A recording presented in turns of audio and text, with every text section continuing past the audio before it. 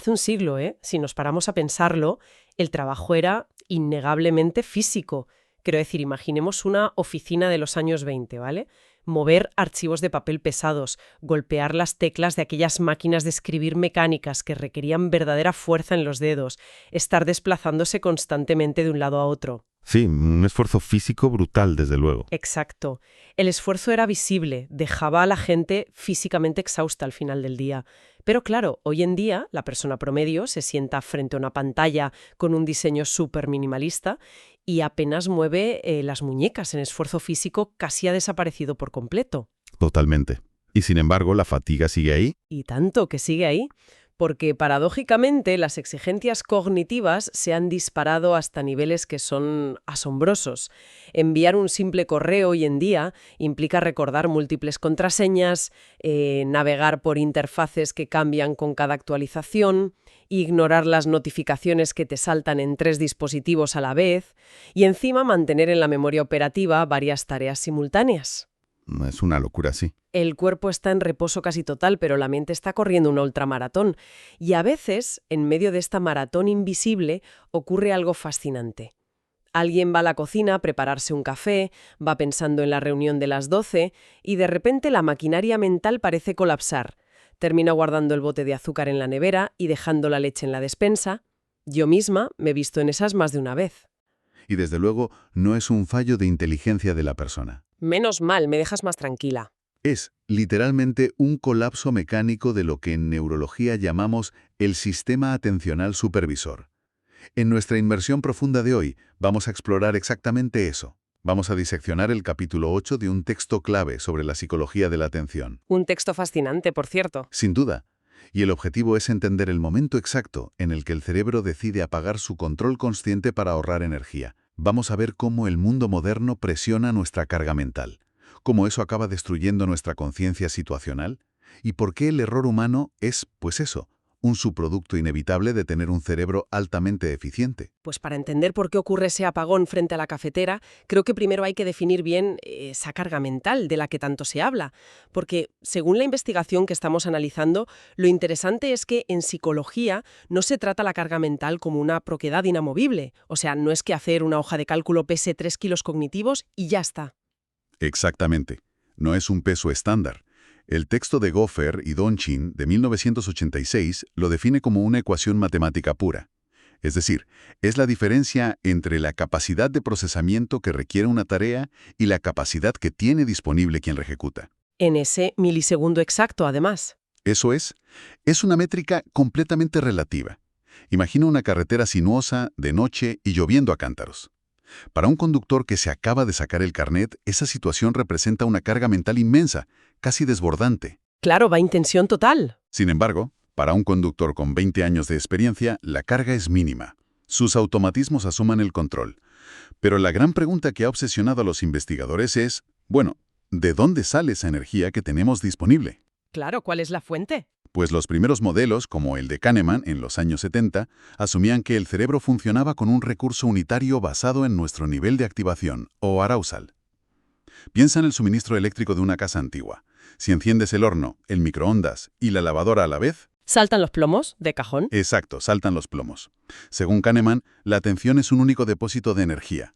Si una tarea es muy exigente, inevitablemente le va a robar presión de agua, por usar otra analogía, al resto de los grifos de la casa. A ver, tiene sentido a nivel intuitivo, pero si la mente fuera un solo depósito de energía, no podríamos hacer absolutamente nada a la vez. Y la realidad es que somos capaces de conducir mientras mantenemos una conversación bastante profunda con el copiloto. Muy buena observación, ¿sí? Por eso entiendo que la ciencia evolucionó hacia el concepto de los recursos múltiples de Wickens en los 80. En lugar de ver el cerebro como la batería de un móvil que se va gastando sin importar qué aplicación uses, sería más bien como un ordenador moderno con tarjetas dedicadas. O sea, componentes separados. Claro, tenemos un procesador dedicado para lo visual y espacial y una tarjeta de sonido distinta para lo auditivo y verbal.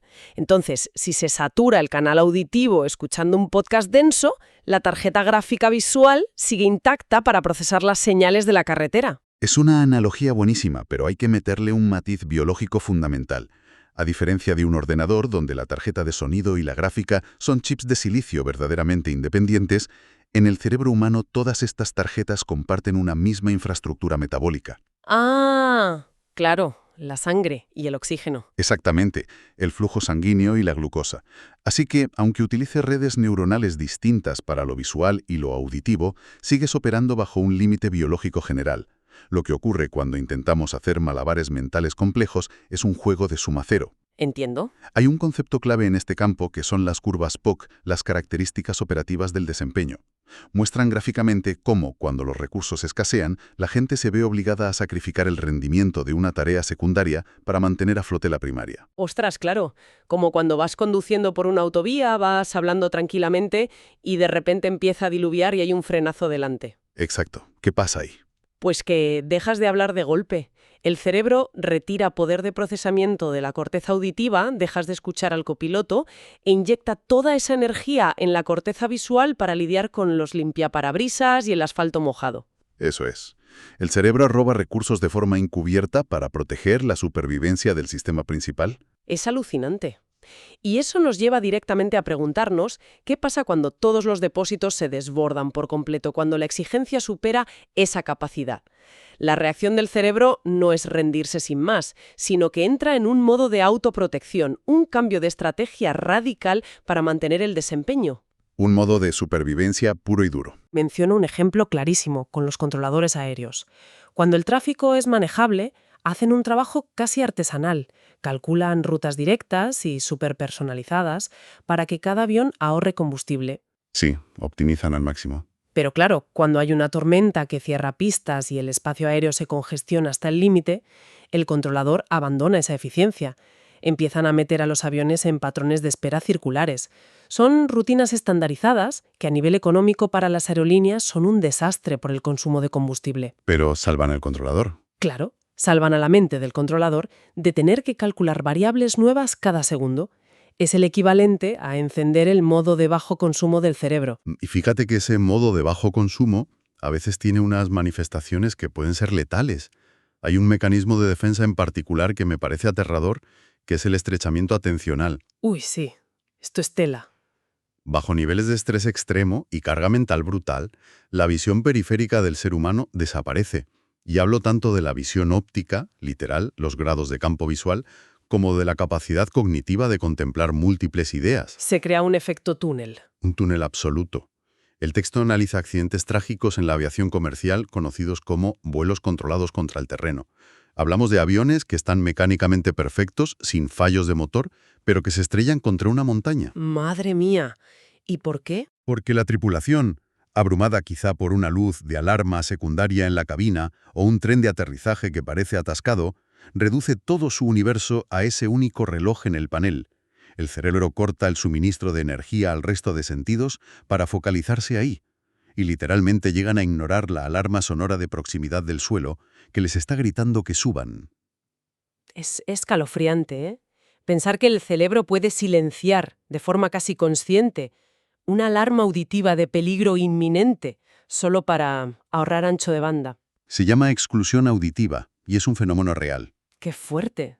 Y lo que también resulta súper revelador es que todo este inmenso esfuerzo cognitivo, esta lucha interna por asignar recursos, no es algo místico.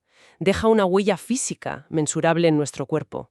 De hecho, si sabemos qué buscar, el cuerpo humano actúa como una especie de detector de mentiras del esfuerzo cognitivo. Absolutamente. Podemos medirlo. Por ejemplo, la dilatación de la pupila. Siempre pensamos en las pupilas dilatadas por cambios de luz o por atracción. Pero resulta que cuando la mente se enfrenta a un cálculo complejo o a una sobrecarga de memoria, la pupila se dilata independientemente de la luz que haya en la sala. Y la biología detrás de eso es fascinante. Cuando el cerebro experimenta una carga mental severa, el sistema nervioso no distingue si estás resolviendo un logaritmo o si tienes a un león delante. Claro, lo trata como una amenaza. Exacto. Se retira el sistema nervioso parasimpático, que es el que nos relaja y ayuda a hacer la digestión, y se activa el sistema simpático, el de lucha o huida. Por eso se dilata la pupila. Y también por eso cambia la variabilidad de la frecuencia cardíaca. Ese dato me sorprendió mucho en las fuentes. Y habilidad del corazón, en torno a los 0,10 hercios, disminuye de forma matemática cuando aumenta el esfuerzo. El corazón pierde su flexibilidad natural porque el cerebro le está exigiendo un bombeo constante y rígido de oxígeno. O sea, el corazón se pone tenso. Y no solo el corazón, y los ojos te delatan, ¿eh? Las ondas cerebrales también. Hay una técnica, los potenciales evocados, que lo ilustra muy bien. Analizan cómo responde el cerebro a estímulos inesperados con un paradigma que llaman oddball. Sí, el de los sonidos raros entre sonidos normales. Exacto. Hay una onda cerebral concreta, la P300, que pega un pico de actividad unos 300 milisegundos después de escuchar algo novedoso. Pero si a esa persona la pones a hacer una tarea súper exigente, digamos, controlar 10 cosas en una pantalla, y le pones ese sonido inesperado, la onda cerebral desaparece. Cae en picado la amplitud. Cae al suelo. No es que no oiga el sonido, es que el cerebro no tiene presupuesto para decir, oye, esto es nuevo. Es como si el detector de novedades se quedara sin pilas. Y esto que comentas es vital para entender por qué medir la productividad solo mirando lo que hace el trabajador es una trampa mortal. En factores humanos hablamos de los costes compensatorios. A ver, explícame esto bien. Imagina un operador en una planta nuclear. Si solo mira su pantalla de desempeño, saca un 100%. Toma las decisiones a tiempo, no comete errores. Pero si le pones sensores, ves que está sudando, su variabilidad cardíaca está por los suelos y tiene las pupilas dilatadas al máximo. O sea, está al borde del abismo. De prioridades. Porque si solo miramos el resultado final, esos costes compensatorios ocultan el inminente colapso. Y cuando se agota la energía, el desempeño no baja poco a poco. Cae por un precipicio, me imagino. De golpe, en cuestión de segundos. Y si el cerebro llega a ese límite y empieza a apagar funciones para sobrevivir, la primera gran víctima es nuestra capacidad para ver el futuro, lo que nos mete de lleno en la tercera parte de nuestra inversión, que es la consciencia situacional. Un concepto fundamental en entornos críticos. Sí, y fíjate que la gente suele pensar que la consciencia situacional es simplemente estar atento, ¿no? Mirar a tu alrededor. Pero Mika Ainsley lo definió como algo con 3 niveles muy claros. El primer nivel es percibir los datos, ¿vale? Ver que el coche de delante frena. El nivel básico. El segundo nivel es comprender qué significan esos datos juntos. Ah, vale, hay un atasco formándose. Pero el tercer nivel, que es la joya de la corona, es la proyección. Es saber, por la velocidad y un pequeño giro de rueda, que el coche de al lado se te va a meter en tu carril en 2 segundos, antes incluso de que ponga el intermitente. La predicción, claro. Esa es la verdadera moneda de cambio de la consciencia situacional. Y para que funcione, necesitas que la memoria operativa, la memoria de trabajo a corto plazo, funcione como un reloj. Como un mapa mental actualizado, ¿no? Exacto. Hay unos simuladores muy curiosos de un investigador llamado Gugerty. Ponía gente a conducir en un simulador y de repente, sin avisar, pausaba la pantalla y la ponía en negro. ¡Ostras, qué tensión! Pues descubrió que los conductores que mejor predecían accidentes no eran los que reaccionaban más rápido, sino los que con la pantalla apagada sabían decir exactamente en qué posición estaba cada vehículo a su alrededor en el momento del apagón. ¿Los que tenían el mapa fresco en la memoria? Eso es. Pero claro, aquí la psicología de la atención nos da un pequeño golpe de realidad sobre lo que significa ser un experto, porque solemos creer que el experto procesa la información más rápido desde cero. Y no es así. El experto usa modelos mentales de su memoria a largo plazo. Ya, y a ver un momento, porque aquí es donde yo veo la trampa de la experiencia. Porque siempre nos dicen que para dominar algo hay que automatizarlo, que te salgas solo, confiar en tu intuición, pero según las fuentes que estamos analizando hoy, esa misma intuición experta puede estrellarte. Es un arma de doble filo, sin duda. Hay un dato brutal, y es que el 18% de los errores graves en pilotos por pérdida de consciencia situacional ocurren precisamente porque confían demasiado en un modelo mental preexistente. Tienen en su cabeza cómo debería ser la situación y cuando la realidad les muestra datos contrarios, la mente ignora la realidad y se queda con el modelo interno. Es un sesgo de confirmación absoluto y ocurre por puras matemáticas de eficiencia. Desmontar un modelo mental experto y construir uno nuevo con datos contradictorios consume muchísima energía. Así que, si el panel dice una cosa pero la experiencia dice otra, el cerebro coge el camino fácil y gasta menos recursos. Ven lo que esperan ver. no lo que realmente está pasando. Exactamente. Y esto es algo que intentan medir con técnicas de sondeo como Sagat, donde pausan tareas reales de forma abrupta para ver si el experto se ha quedado ciego ante los cambios. Y ojo, que la automatización empeora esto muchísimo. Claro, porque te deja fuera del bucle, ¿verdad? Te saca por completo. Si una máquina hace lo pesado, tu carga mental baja al principio, pero pasas de ser un operador activo a ser un simple supervisor pasivo mirando una pantalla. Como no tocas los mandos, tu representación mental del entorno se pudre. Es como cuando vas de copiloto en un coche, que al final nunca te aprendes el camino, porque no vas tomando tú las decisiones en los cruces. El mejor ejemplo posible, sí señor. Por eso, en equipos de alto rendimiento toman medidas contraintuitivas para evitar esta ceguera. Por ejemplo, en aviación comercial moderna, si hay una emergencia súper compleja, ¿qué crees que hace el comandante? Pues yo asumiría que coge los mandos, porque es el que más sabe. Pues muchas veces hace lo contrario. Le cede físicamente el asiento, o los mandos, al primer oficial, al copiloto. ¡Qué curioso! Delega la acción física. Y tiene una lógica aplastante. Pilotar manualmente chupa demasiada memoria operativa. Si el comandante le pasa esa tarea motora al copiloto, libera toda su capacidad cognitiva superior para tener una visión global. Puede procesar manuales, hablar con la torre, ver la situación entera. Mantiene su conciencia situacional intacta, alejándose del volante. ¡Qué estrategia tan buena para gestionar la carga mental! Porque claro, cuando esa carga se desborda y la consciencia situacional colapsa por confiar demasiado en automatismos, llegamos inevitablemente al resultado final, que es el error humano puro y duro. El eslabón final de la cadena, sí. Y cuando el texto habla de error humano, no habla de negligencia o de no saber hacer el trabajo. Habla de los lapsus de la acción, definidos por James Reason a finales de los 70. Actos muy rutinarios, ejecutados a la perfección a nivel motor, pero que salen mal porque la mente dejó de mirar, como operar en un bucle abierto. Sí, lanzar el misil y no mirar dónde cae. Tal cual. Y los ejemplos que dan son dolorosamente familiares. Lo de querer hacer un té y acabar echando el agua hirviendo dentro de la lata del té en vez de en la taza. Mítico. O desenvolverte un caramelo, tirar el caramelo a la papelera y llevarte el plástico a la boca tan tranquilo. A todos nos ha pasado, ¿eh? Totalmente. Norman en el 81 explicaba esto con la teoría de esquemas. Básicamente dice que nuestras acciones son programas motores latentes que se disparan por las cosas que vemos en el entorno. Y para que esto no sea un caos constante, Norman y Challis propusieron un modelo fascinante en el 86. Hablaron del dirimidor de conflictos. El nombre impone un poco, la verdad. Sí, suena a juez supremo, pero piénsalo como un gestor intermedio ciego que funciona por inhibición lateral.